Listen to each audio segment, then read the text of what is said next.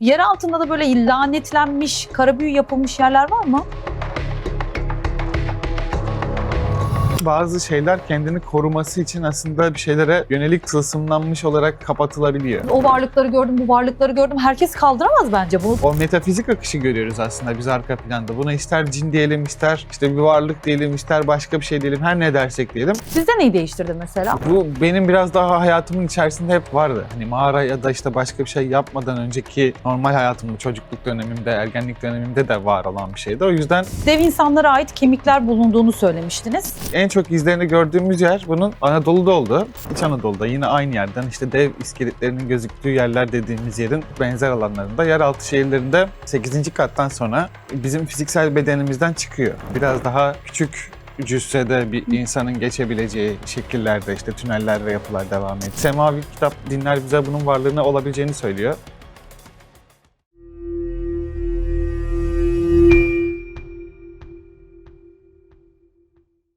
Herkese merhabalar, hoş geldiniz. Hepinizin merakla beklediği yeraltı kaşifi, belgeselci Esat Yalçın bizlerle beraber. Esat Bey hoş geldiniz. Hoş bulduk, merhaba. Merhabalar. En son sizi buradan uğurluyorduk. Son 3 haftadır da Bilecik'teydiniz galiba. Evet. İstanbul'a hoş geldiniz diyeyim tekrardan. Hoş bulduk, teşekkür ederim. Şimdi biraz gelince de ben diyorum ya deminden beri biraz sitem ediyorum. Ya Esat Bey çok yorgun gelmişsiniz. Ne oldu ya? Taş mı taşıdınız Bilecik'te? Ne oldu Bilecik'te? Bir kondisyon olarak evet aslında biraz taş taşımaya benzeyen bir yer. Böyle fiziksel olarak yorulduğumuz bir mağara. Kanyondan yürüyoruz işte birazcık daha tırmanış yapıyoruz falan gibi. O yüzden 3 hafta boyunca bunu böyle tekrarlayınca fiziksel olarak biraz yoruldum ama keyif aldığım bir bölge. İnşallah daha çok böyle önümüzdeki günlerde daha çok da konuşuruz orayı da. Arkeolojik olarak kazıları da devam ediyor ve önemli bulguları var. Tarihi olarak da birçok kayıtları değiştirecek aslında önemli bulguları var. İnşallah o yüzden dediğim gibi ileriki süreçlerde bunu daha çok böyle Göbekli Tepe, Karahantepe'yi konuştuğumuzdan daha fazla konuşacağımızı düşünüyorum. Oo. Yani kayıtları değiştirecek, sil baştan yapacak çok önemli bulgular var dediniz. Ne Yani gibi şu biraz an ipucu alalım. 16 bin yıllık en son işte bir heykel diyelim, heykel çıkartıldı. Bu da işte bir 16 bin yıllık aslında yaşamın orada yapıldığına ve geriye döndüğümüzde işte bir izler görebildiğimize göstermişti bize. Bu seneki yaptıkları çalışmalarla resmi olmayan bir şekilde şu an için. Hani böyle biraz daha eski ilk insan dönemine gidebilecek 20 bin, 30 bin yıllık gibi insan kalıntılarının da aslında çıktığını öğrendik. O yüzden bu böyle biraz daha tarihte aslında hep işte şey diyoruz ya Göbekli Tepe'yi konuştuğumuzda da ya da Karahantepe'yi konuştuğumuzda 12 bin yıllık bir tarihi konuşmuştuk ve işte tarih yeniden yazılıyor gibi bir hikayeyle aslında ortaya çıkartmıştık. O yüzden bunun böyle biraz daha hem Anadolu'nun hani biz bu tarafında, batı tarafında diyeyim, biraz daha işte Roma İmparatorluğu'nun izlerine de daha sonradan taşıyan, daha sonradan işte Osmanlı'yı da taşıyan bölgelerde böyle izler görmek daha etkileyici oluyor. Bu çalıştığımız mağara da böyle bir yer, Bilecik'te.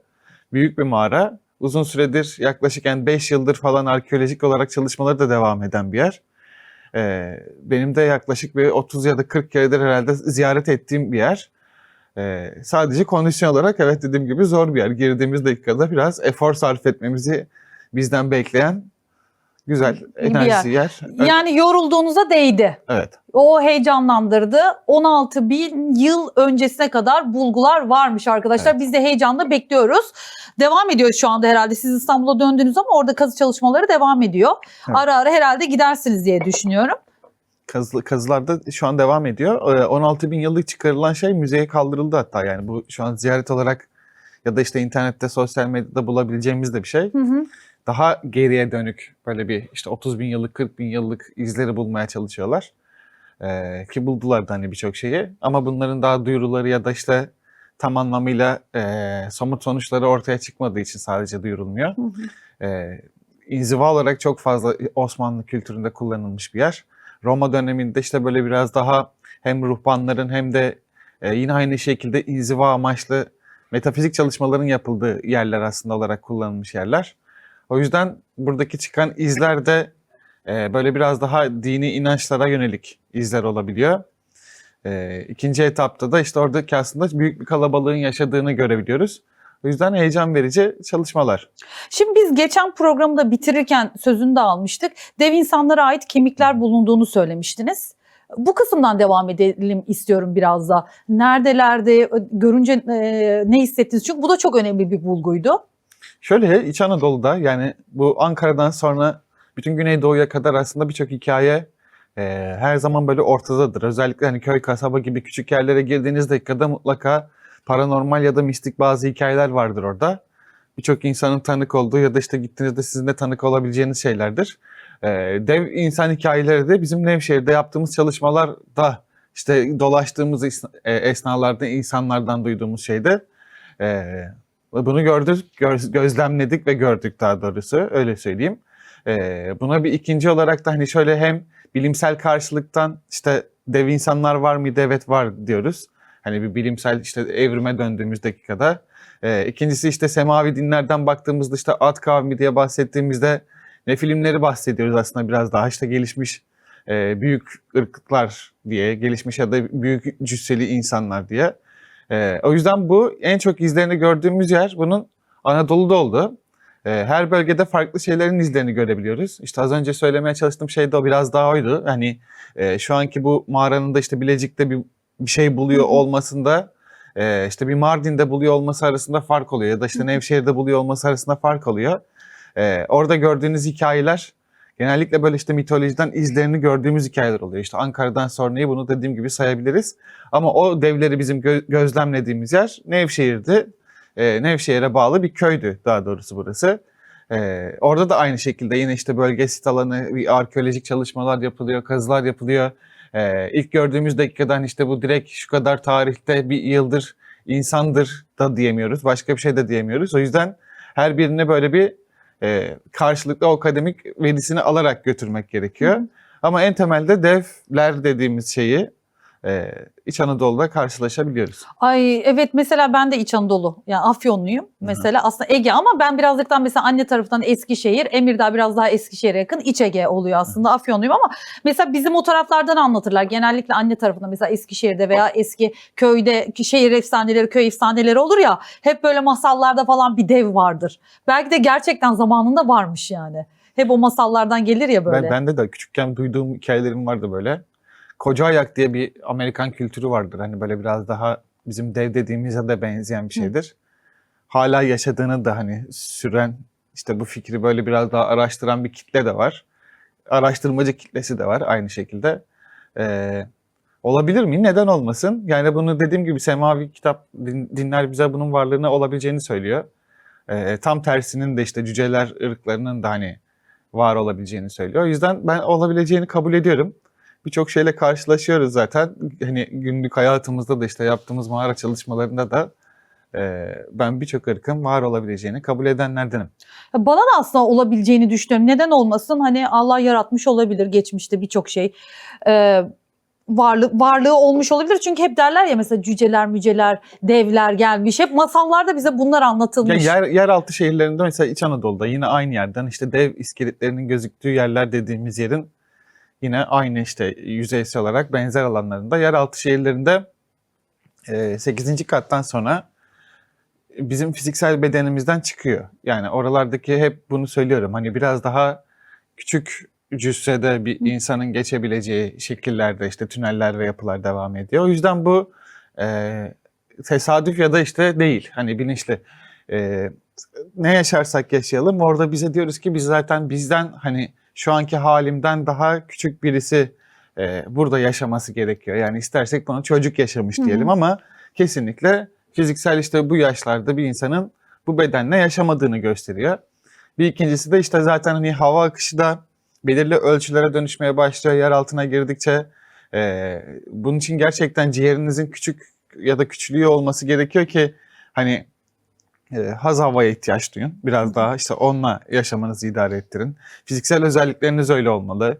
İşte bir yerleri kazdığınız ettiğiniz için işte biraz daha belki elleriniz ya da işte tırnaklarınız başka yapılarda olmalı. O yüzden şimdi böyle bir karakteri gördüğümüz dakikada bu işte reptilyandır, şudur budur falan gibi bir tepki vermiyoruz aslında. Hani yine belki ona insan diyebiliriz ya da yine ona belki başka bir şey diyebiliyoruz.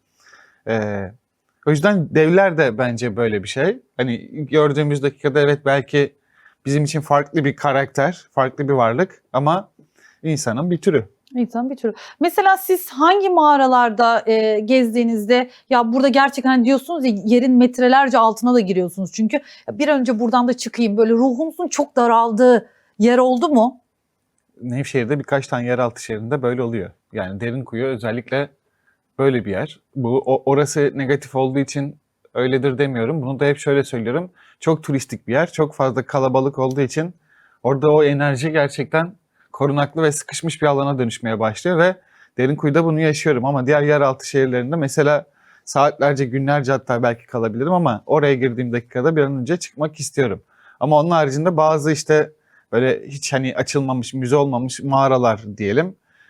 Oralarda da böyle biraz daha tarih içerisinde eğer ki orası negatif amaçlarla kullanılmış yerlerse hani işte zindan olarak kullanılmış, hastane olarak kullanılmış gibi örnek veririm.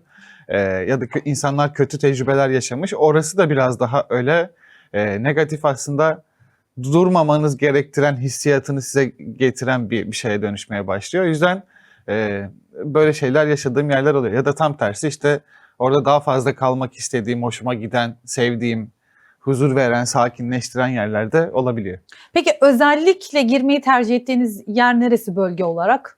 Şuraya da bir daha gideyim. Hani insanlar olur ya hayatlarında bir ülkeye giderler ya İtalya'ya bir daha gideyim falan derler. Yer altında sizin için güzel tecrübe ettiğiniz ve sürekli gitmek istediğiniz, yeniden iyice burası araştırılmalı dediğiniz. Aslında birçok yer var. Yani değişiyor. İlla burası diye bir yer yok. Hemen hemen belki 81 ilde böyle yerler söyleyebilirim. Ama en çok keyif aldığım böyle biraz daha hem İstanbul'da hem de İstanbul'a yakın çevresinde işte Kocaeli, İzmit işte böyle biraz daha o Sapanca hattında ya da Şile hattında bazı mağaralar var. Oraları ziyaret etmeyi seviyorum. Evet. Hem denizle birleşiyor çünkü hem doğayla birleşiyor hem de böyle biraz daha doğanın içerisinde de biraz daha büyülü bir alana açılıyor, gizemli bir alana açılıyor gibi bir enerjisi var. Genelde bunu çok sormuşlar. Mesela da ikisinin farklı bir su altı ve yer altının farklı olduğunu belirtelim. Yorumlarda da çünkü görüyorum. Bu arada programın son bloğunda soru cevap yapacağız. Çünkü söz vermiştik. Programların altına gelen sorulardan Esat Bey sizin sorularınızı soracağım. Direkt isminizle beraber. Çünkü bunun sözünü vermiştik sorularınızı yazın diye. Mesela su altı apayrı bir şey değil mi? Hani Evet. denize açılıyor dediğiniz için. Çünkü bunu da çok soran olmuş. Hani su altında da giriyor mu Esat Bey diye. Bunu da bir cevaplarsak sevinirim. Yani sualtı dalış yapıyorum ama sualtı mağaracılığı dediğimiz şey o bambaşka bir spor dalı. Onu yapmıyorum. O ayrı bir şeye giriyor yani Evet. ayrı bir kategori bunun içinde değil. Peki mesela hani böyle girip de çıkmak istemediğiniz bir yer oldu mu? Mesela biz çünkü bütün programlarda şey diyoruz hani şu kadar gün kaldım falan diye anlattınız ya. İnsanlar şunu da çok merak ediyor. Ya daha uzun kalmak istediği ama ekip çıktığı için çıkmak zorunda kaldığınız bir yer oldu mu? Birçok yer için öyle söyleyebilirim. Daha kalabilirim yani kalmak istiyorum çünkü birçok yerde. Mesela? Yani en küçüğünden en büyüğüne kadar o 5 haftalık kalmada da mesela daha kalabilirdim ama çıkmak gerektiği için işte artık çıkıyorsunuz. Ama oksijen mesela hani orada gittikçe azalıyor ya tabii ki bunu Azalmıyor aslında ya. Sürekli her mağarada bir akış var. Yani yeraltı şehirlerinde de öyle, mağaralarda da öyle. Mutlaka bir hava boşluğu da oluyor. Mutlaka ya da işte topraktan size filtreleyerek süzdüğü bir akış oluyor. O yüzden havasız kalmak gibi bir şey aslında çok mümkün değil mağaralarda. Şimdi siz uzun yıllardır bunu yapıyorsunuz ama sizi izleyip de özenen, ilk defa belki böyle bir şeyi tecrübe etmek isteyen biri varsa o kişiye ne önerirsiniz? Mesela bu tek başına yapılabilecek bir şey mi yer altına girmek? Oradan Tek başına başlayalım. yapılacak bir şey değil birincisi. İkincisi bilmediğiniz böyle yani sizden önce birisinin girmediği bir yere giriyorsanız bu tehlikeli bir şey. Ölçmeniz gerekiyor. İçeride metan gazı birikmiş olabilir. Metan gazı ölçmediğiniz dakikada sizi 20-30 dakikalık bir sürede işte uyutarak öldürmeye kadar götürür.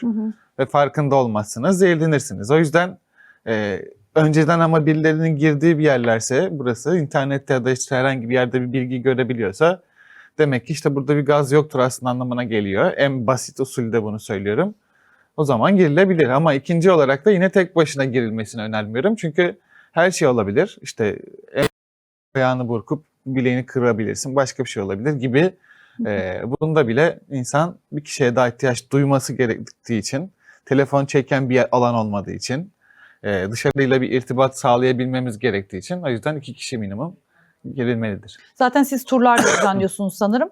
Evet. Kendiniz hani o turlara da katılabilirler istiyorsa, ilgileri varsa. Bilecik'te yapıyorum genellikle. Bilecik'te yapıyor. O da Orada... hani çok girdiğim ve çok tecrübeli olduğum bir bahsettiğim mağara Hı hı. olduğu için.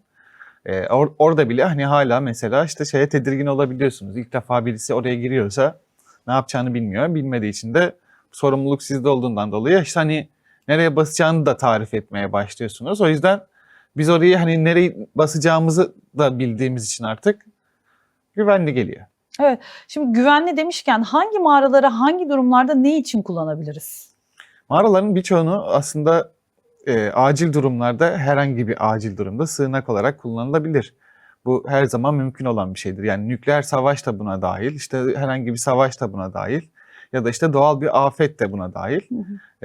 Kendine her daim sistem koruyor. Yani dışarıda sel de kopuyor olsa, yağmur kıyamet de kopuyor olsa içeride bu suyun akışını sağlayacak bir sistem zaten zaman içinde oluşmuştur.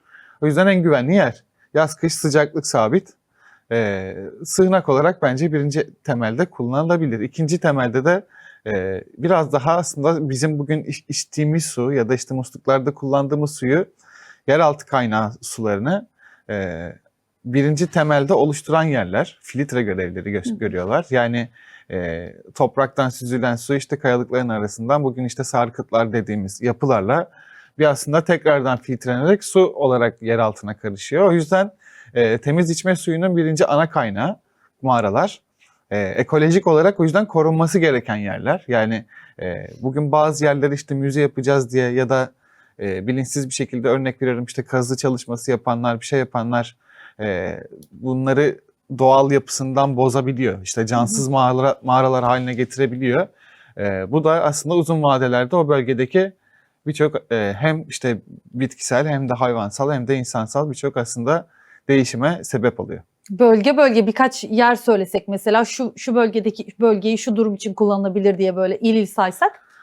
Marmara ve işte Kıyı Ege'de aslında birçok büyük mağaralar var. O yüzden burada her ilde bulabiliriz. Hem de büyük mağaralar bulabiliriz. Sığınak olarak kullanılabilecek. İç Anadolu'da bunu artık mağaraları konuşmuyoruz. İşte yeraltı şehirlerini konuşuyoruz. Tarih boyunca o yüzden hep yeraltı şehirleri orada çok geniş kitlelere hitap etmiş. Böyle bir altyapısı var. Güneydoğu'da aynı şekilde. Karadeniz'de yine aynı şekilde dağlarda mağaraları, doğal yapıları bulabiliriz. O yüzden her yerde aslında şu an bölgelerde hepsinde şey var. Kullanılabilecek güzel yerler var. Belki büyük şehirlerin içerisinde böyle birazcık sadece dışarıya kaçmak gerekebilir. Evet, hatırlayacaktır izleyicilerimize. Biz eski bölümlerde konuşmuştuk. Yeri metrelerce altında hani gökyüzünü işaret eden işte o 8 katın altındaki kilise mesela örneğini hatırlayacaksınız. 1, 2, 3. bölümü izleyenler hatırlayacaktır. Orada da anlatmıştık aslında bunları. Ama bir de tam tersine mesela çünkü insanlar da o zaman kullanmış bunu. Tapınak olarak kullanmış, ibadethane olarak kullanmış. Değil mi? Çünkü o Alta indikçe evet, aşağı indikçe statü artmış. Hiyerarşik olarak aslında biraz daha katmanların aşağısına geldikçe o kişinin işte kademesi de artan kişiler olmaya başlamış. O yüzden en alta geldiğimiz dakikada ibadet ve din merkezleri de biraz daha ya da işte sunakları ve adaklarını sundukları yerler aslında alanlar hepsi oralarda gözükebiliyor. Evet, mesela şey kısmını çok merak ediyorum. Böyle lanetlenmiş, kara büyü yapılmış. Hani dediniz ya bazı yerlere bilinçsizce girmemeli. Hani orayı şey olarak antık metan gazı falan olabilir diye ama bir de bu tarafı var. Ezoterik tarafından baktığımızda. Yer altında da böyle lanetlenmiş, kara büyü yapılmış yerler var mı? Ben buna inanmıyorum. Yani bunu çok soruyorlar. Bunu çok inanan insan da var. Özellikle işte böyle yine define işleriyle uğraşan insanlar bunu çok fazla konuşuyorlar. Ben buna inanmıyorum. Şuradan inanmıyorum. Hep şunu da söylüyorum. Hiçbir arkeoloğun başına bugüne kadar çarpılmak, şey olmak, bu olmak gibi böyle bir lanetlendim gibi bir hikaye gelmemiştir. O yüzden bunun inanmakla alakalı bir şey olduğunu düşünüyorum. Sadece şu var, bazı şeyler kendini koruması için aslında bir şeylere yönelik tılsımlanmış olarak kapatılabiliyor. Yani zaten örnek veriyorum işte yılanların yuva yapmış olduğu bir alana siz işte bir lahit bir mezar yerleştiriyorsunuz gibi. Yani zaten işte yılanların bol olduğu bir alandasınız. Yani aslında o mezarı açtığınız için yılanlar bir anda ortaya çıkmadı. Yılanların içinde var olduğunuz için zaten orası öyle seçilen bir yer oluyor. O yüzden bunların her birinde bir tılsım ya da işte bir büyü varmış gibi arıyoruz. Ben inanmıyorum. Hiç öyle bir şeyle de karşılaşmadım. Peki neden bu definecilerin mesela başına geliyor? Özellikle böyle lanetli bir olay ya da Niyet kötü. Yani niyet kötü olduğu zaman aslında zaten kendini ona şartlayarak geliyorsun. Yani işte zaten bir şey yaşayacağım ya da işte bir aksiyon olacak ya da işte başımıza bir iş gelecek gibi. Yani başlangıçta zaten o kodlamayla insanlar bu işlere giriyor. O yüzden bir de bunun o yönünü bence benim gördüğüm kadarıyla seviyorlar. Yani o korku filmi izlemek gibi aslında. Korkma, adrenalin tutkunluğu o korkusundan geliyor. Ya da işte bunun yakalandın yakalanmadın kısmından geliyor. O yüzden farklı bir düşünce diye düşünüyorum. Şunu da merak ediyorum. Siz defalarca birçok programımızda da bizim söylediğiniz yer altında yaşayan ayrı bir ırk var, ayrı bir topluluk var. Hı hı. Bu tarz çalışmalar, belki o kişilerin yaptığı bu tarz çalışmalar onları rahatsız ediyor olabilir mi?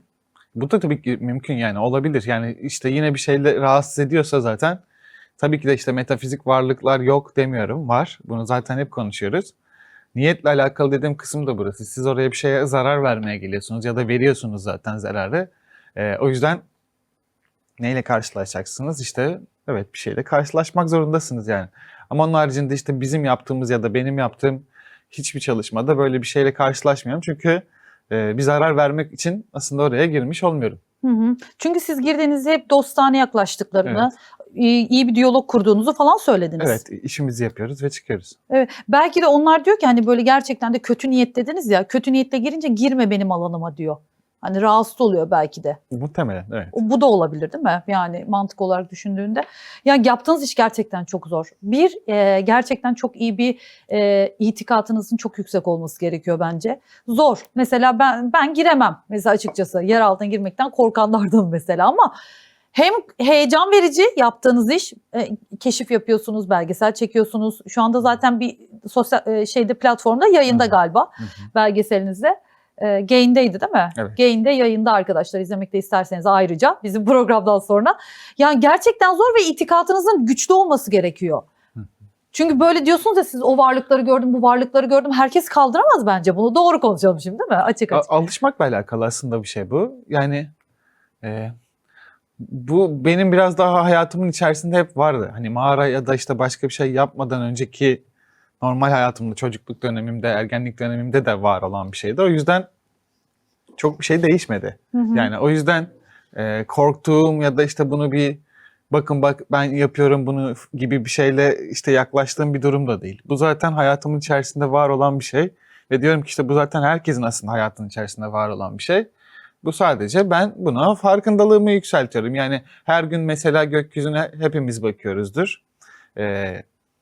Mutlaka işte sürekli bir yıldız kayıyor ama yıldız kaydığını yakalamak bazı insanların bazı anlarına denk gelen bir şey oluyor. Böyle bir şey. Ben sadece o yıldız kaydığını yakalayabiliyorum diyorum. Yani tek farkı bu. Şimdi bir gezi yaptığımız yerlerde de mesela işte ilk defa mağaraya giriyor olma duygusu. Zaten insanlarda bir korktukları bir alan var. Yani karanlıktan herkes korkuyor. Bilinmezlik tarafından korkuyor. Evet. O korkuyla zaten geldiği dakikada herhangi bir şey de olsa, yani şurada bir işte ışıkları kapatalım çıt diye bir ses çıkıyor Örümcek de da olsa. zaten, evet, zaten korkuyorsunuz. Yani buna zaten bir hazır halde geliyorsun. İkincisi gerçekten evet bir şey oluyor. Karanlıkta kalmakta duyular açılıyor. Algılar açıldığı için de işte böyle biraz da aslında görme duyusunu kapattığınız için başka size yetenekler veriliyor diyeyim. İşte biraz daha sesi, daha uzaktaki sesi duyabiliyorsunuz, kokuyu aynı şekilde alabiliyorsunuz gibi ya da işte bir şeyin hava akışını hissetmek, hani o hissetme duygusu falan her şey arttığı için bu sefer ortamdaki herhangi bir şeyin hava akışı bile sizi işte ürperttiği için ikinci bir şeyle işte burada bir varlık vara dönüşmeye başlıyor hikaye. Karanlıkla bir alışma yaptığınız için işte karanlıkta deney yapıyoruz. Işıkları komple kapatıyoruz ve bir yerden sonra evet işte ışıklar açılıyor. Yani gözümüzün işte gördüğü bütün detaylar, dokular biraz daha açılmaya, şeffaflaşmaya başlıyor. Bunu da artık bir şeyi görmek diyoruz. Yani hani o metafizik akışı görüyoruz aslında biz arka planda. Buna ister cin diyelim, ister işte bir varlık diyelim, ister başka bir şey diyelim, her ne dersek diyelim.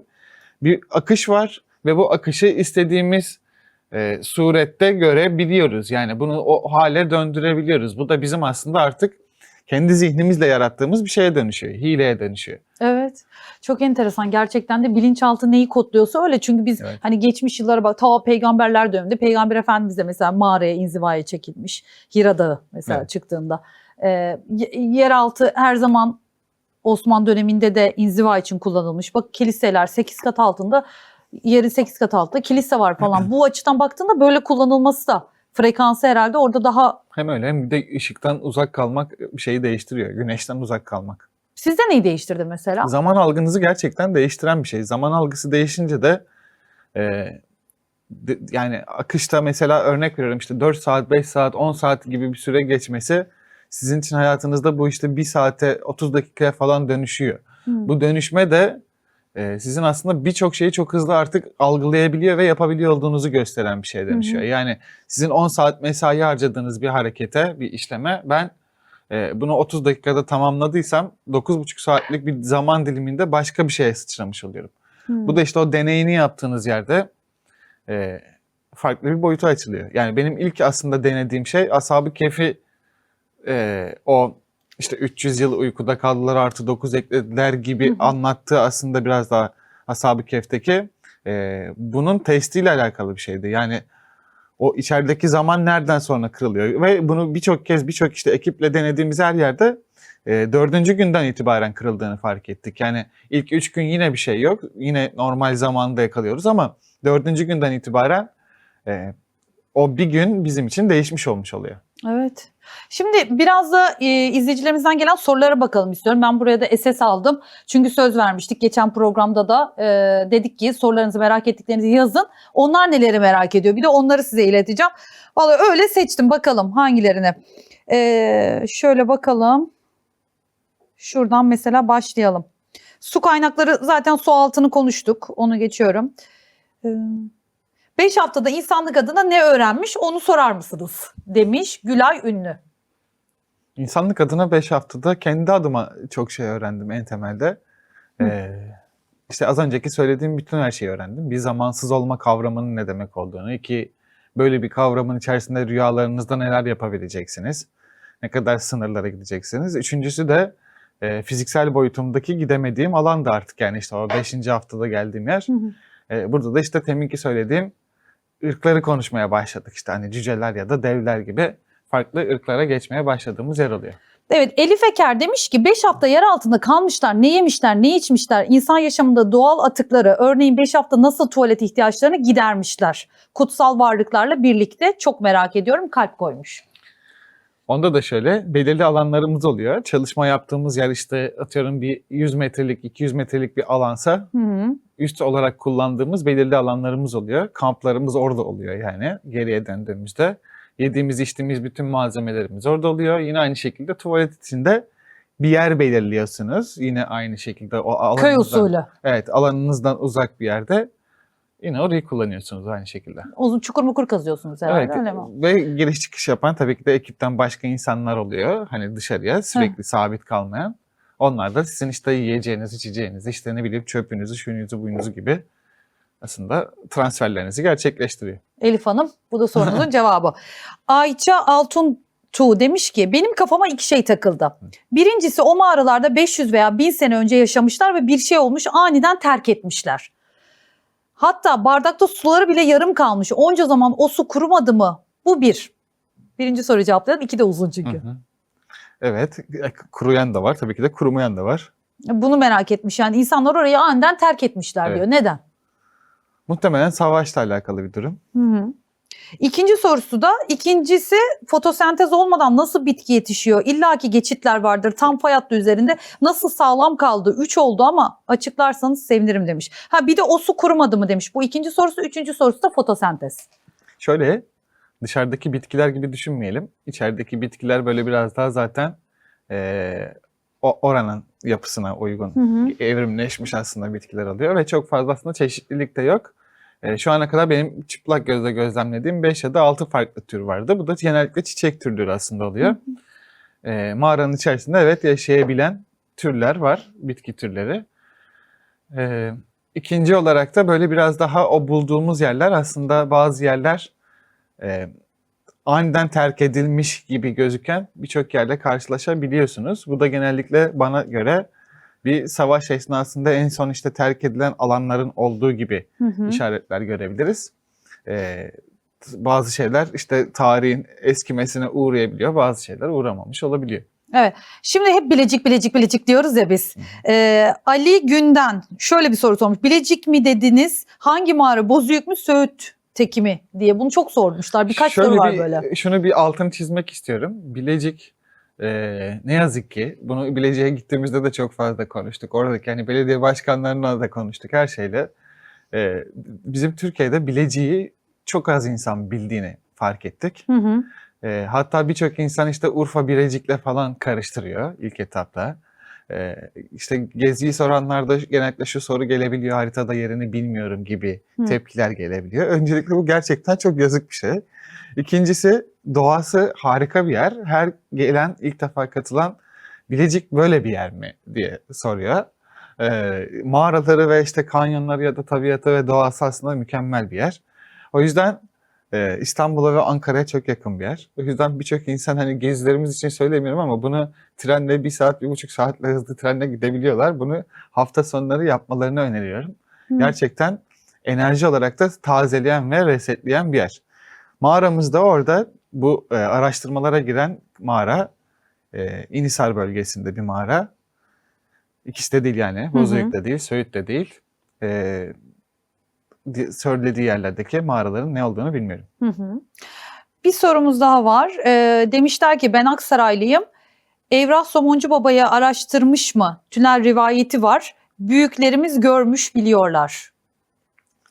Aksaray, Niğde, işte ne bileyim Nevşehir, Kayseri buralarda binlerce yeraltı şehri ya da işte ne bileyim binlerce evin içerisinden çıkan tüneller hala bulunabilir. Çok mümkün.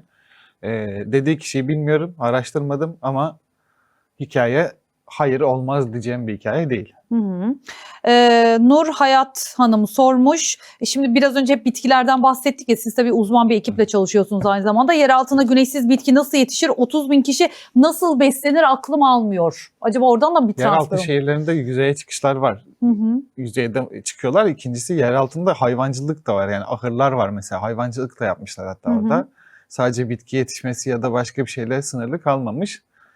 Üretim tesisleri ve işte yağ üretimi, ne bileyim şarap üretimi, hayvan baktıkları alan gibi birçok yeraltı şehirlerinde yerlerde var.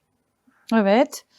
Süheyla Yenilmez. Kütahya'da Gavur Dağı dedikleri bir yere çıkmıştık. Çıkınca insan kemikleri, kafatası görünce çok korkmuştum. Hatta oda şeklinde yerler vardı. Raf şeklinde yapılmış her rafta insan iskeletleri vardı. Çıktığıma pişman olmuştum. Daha 15 yaşındaydım. 5 kişiydik. Yanımdakiler daha önce de çıkmışlar. Ben misafir olarak gitmiştim diyor. Kütahya'da böyle bir şey. Siz olabilir. Toplu mezarlar oluyor genellikle. Anadolu'nun içerisinde birçok dağda toplu mezarlar var. Eski şaman inancından biraz daha aslında izleri var. O da hani dağın kutsallığından dolayı oraya gömmekle alakalı bir ritüelleri var. O öyle bir şeyle karşılaşmış olabilir. Bazı dağları kutsal olarak tuttukları için işte toplu mezarlar çıkabiliyor orada. Evet. Tuna Gürsesliler sormuş. Merhabalar Ayşe Hanım, Manisa Akhisar'da yaşıyorum. Manisa'nın isim anlamı mani, yani uzak doğudaki dininin adı ve S.A. İbranice şehir anlamına geliyor. Kısaca mıknatısla bir ilişkisi yok. Manisa işte o malum din şehri demek. Şimdi ban yemeyelim diye de YouTube'da söylemiyorum. Osmanlı boşuna şehzade şehri yapmadı. Etnik bakiyelere buradayım dedi. İsterseniz diğer şehzade şehirlerini araştırın. Trabzon, Amasya gibi. Hiç bağdaştırdınız mı Manisa, Trabzon, Amasya neden buraları şehzade şehirleri? Amasya'yla bağdaştırdım. Amasya'yı da çok severim bu arada. Enerjisi gerçekten kutsal bir yer oranın da. İkisinin de ortak noktası bence nehirle alakalı bir enerji var. İkisinde de böyle bir şehri bölen bir su akışı var yani. Bir üçüncüsü de yapısı, toprak yapısı da işte arkadaş hani birazcık bir şeyler anlatmış ama magnezya kelimesinden aslında geliyor. Yani yine mıknatıs kelimesini kullanıyoruz burada. Toprak yapısının hem mıknatıs hem de işte demir yoğunluğunun çokluğu. Bir üçüncüsü de işte bakır yapısının çokluğuyla aslında alakalı konuşuyoruz. O yüzden verimli toprakları, yani tarımda da aynı şekilde verimli toprakları diğer Bulunuyor. yerlerde yok. Ya mesela çoğu izleyicimiz de yok, hani Manisa'da yaşayanlardan çok bu tarzda sorular gelmiş. Demişler ki biz hiç böyle işte magnetik bir şey görmedik falan, ama bir kısmı da yani şey demiş, evet. Değerlenmesin diye yapıyor olabilirler. Değil mi? Ondan da olabilir. Yani çok yorumlarda bunu görüyorum arkadaşlara ara ara. Bir kısmı da evet var, bir kısmı da biz yıllardır burada yaşıyoruz işte doğma büyüme böyle bir şeyler rastlamadık diyorlar. Şimdi bir soru daha alalım. Son bir soru. Siz de çok yormayalım. Yol yorgunsunuz biraz da. Mustafa Burdurlu demiş ki öncelikle emek vermişsiniz. Emeğinize sağlık diyorum ama yine benzer bir soru, ama Nuh'un gemisi olayına kafam takıldı. Aslında bir soru daha gelmişti böyle. Birçok YouTube kanalında araştırmacılar var. Hemen hemen tamamına yakına Şırnak'taki Cudi Dağı'nı işaret ediyor ve hepsi sizin gibi kendinden emin bir şekilde iddia ediyor ve bu da kafaları karıştırıyor. Elinizde ispat edebileceğiniz bir kanıt var mı? Varsa ne bekleniyor bu konuda gerçek bilgiler insanları aydınlatmak için diyor. Ben hiç Nuh'un gemisini hiç araştırmadım. O yüzden benim elimde herhangi bir somut bir ispat, bir delil yok. İnşallah araştırmak istediğim projelerden birisidir. Olursa bir gün tabii ki de seve seve göstermiş oluruz. Ama bunun cevabı da gayet şeffaf bir şekilde verdi Esat Bey. Evet. Yani araştırmak da istiyorum diyor. Ama Evet. bu konuda gerçekten hani böyle çok fazla YouTube Ama videosu, Türkiye'nin ben bütün aslında şeylere hakim olduğuna inanıyorum ama. Yani spiritüel, birçok hikayenin işte merkezi olduğuna, birçok işte o emanetlerin mi diyeyim artık, ya da işte o bırakılan aktarımların burada olduğunu kabul edenlerden. yani Peygamber Efendimizin müjdelediği bir şehirde yaşıyoruz, İstanbul'da. Hani Evet. orayı fetheden asker ne güzel asker diye hadisi şerif var.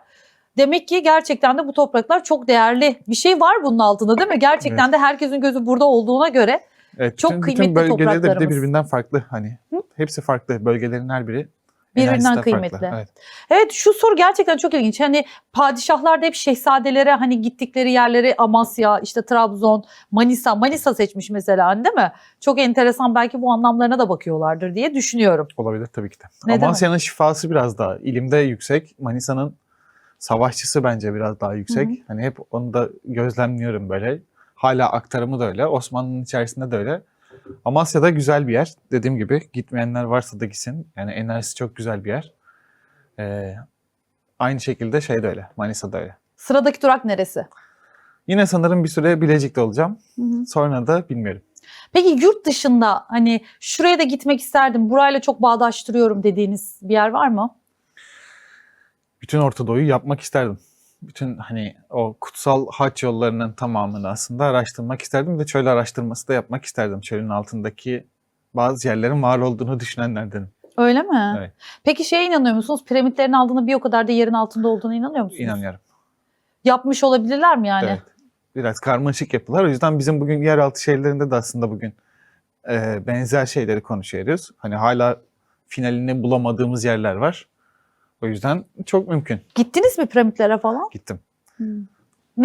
Ne hissettiniz? Oradaki enerji nasıldı? Bizim yeraltı şehirlerinin aslında enerjisiyle çok benzer.